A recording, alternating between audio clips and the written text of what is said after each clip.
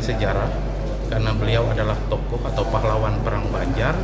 Kedua, karena memang ada semacam tradisi dari masyarakat Banjar dan juga tradisi dalam Islam bahwa ada baiknya tubuh seseorang itu dimakamkan secara utuh.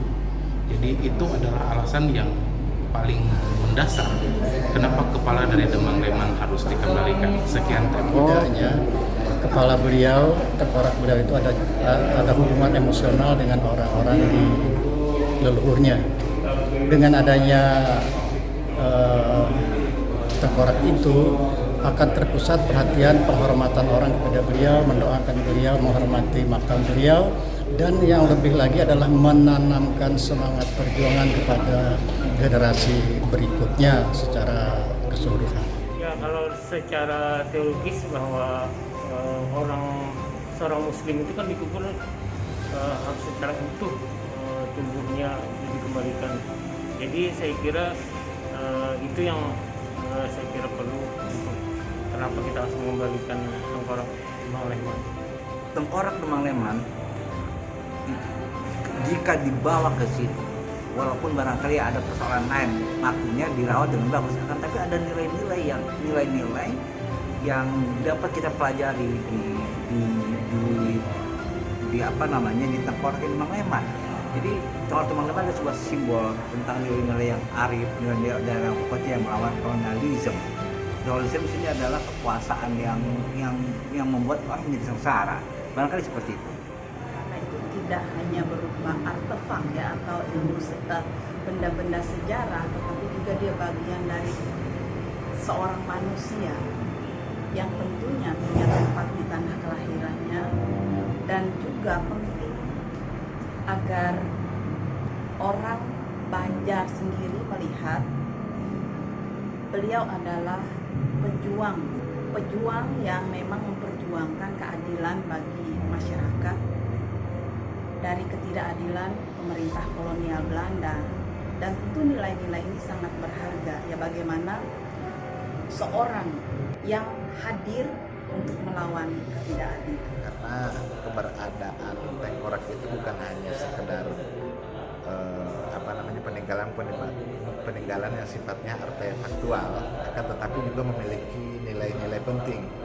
Bukti bagaimana perlawanan Kesultanan Banjar terhadap pemerintah kolonial Belanda, bukti bagaimana dinamika yang terjadi dalam masyarakat.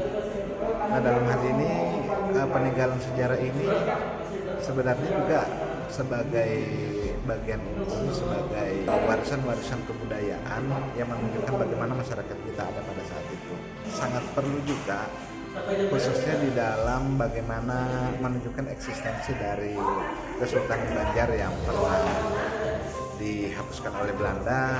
Kita menunjukkan kembali bahwa dengan keberadaan tengkorak ini adalah satu bukti bahwa Kesultanan Banjar kita bisa bangkitkan kembali, dan secara umum nantinya keberadaan dari tengkorak ini juga akan menjadi bahan dari pembelajaran generasi muda bahwa kita memiliki pahlawan yang cukup gigih sampai meninggal di tiang gantungan dalam upaya untuk melawan pemerintah kolonial Belanda. Yang bertujuan untuk membuat masyarakat dan pemerintah daerah sebagai bentuk upaya untuk mengembalikan martabat para pejuang yang terpisah badannya dari tanah kelahirannya yang dibawa ke negeri orang. Di sisi lain, di sini merupakan, kalau di masa lalu ini bentuk perjuangan, tapi untuk masa sekarang merupakan bentuk kerjasama, persahabatan antar dua negara. Jadi kembalinya kepala itu adalah keakraban, kebersamaan dua negara untuk mengembalikan sejarah. Sejarah tidak bisa dilupakan, tapi persahabatan juga akan menjadi abadi antara kedua negara, Indonesia, Belanda, atau negara-negara lain di mana tengkorak itu berada. Pertemuannya sangat menarik bahwa melacak Demang Leman ini. Jadi ini penting karena di dalamnya banyak hal yang bisa kita pelajari, yang kita bisa gali, baik itu aspek akademisnya, aspek di dalamnya ada sosiologi, ada antropologi, ada kebudayaan, ada aspek-aspek spiritualitas juga ada di situ, dan aspek yang berkaitan dengan masa lalu, aspek sejarah atau histori. Jadi ini menjadi sangat penting dan kita berharap pertemuan ini menjadi kita petik pelajarannya bahwa sekarang ini abad global ini antara petinggi dan pembina sejarah tidak bisa lagi berada dalam satu sekat. Dia mesti berkolaborasi.